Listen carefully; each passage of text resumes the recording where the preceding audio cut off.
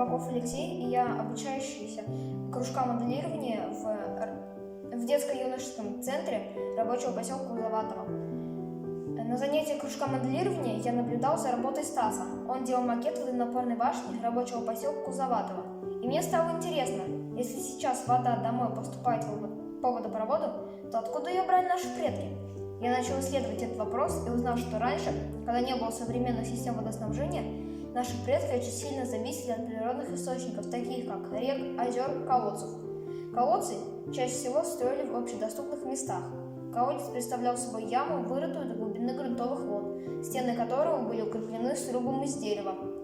В мордовских селениях были свои специалисты по рытью колодцев. Они их докладывали государю. Они пользовались большим спросом.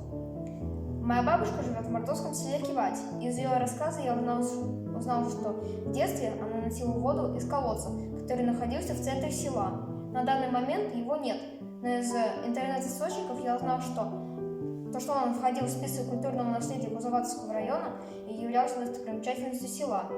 У жительницы Кузнецовой Елены осталось его фото. Рассматривая его, я захотел сделать его макет. Вместе с педагогом узнали основные части колодца. Это сруб, ворот, колесо и крыша.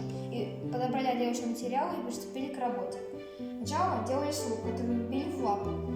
И как сруб был сделан, самым сложным этапом для меня было сделать это колесо, которое состояло из 15 этапов, соединяющихся внахлёст. Как колесо было готово, я просверлил в нем отверстие и ставил туда рукоятки, изготовленные из палочек для ролл. Как колесо полностью было готово, я соединил колесо с воротом, ворот со столбами, а столбы с крышей. Все это было покрыто акриловым лаком.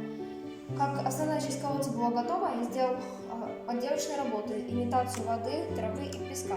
Имитация воды была сделана из клея титана и колер синего цвета.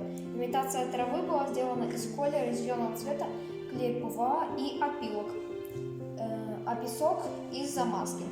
Как колодец был готов, я показал его жителям села, которые с удовольствием смотрели и вспоминали, какая вкусная вода в нем была.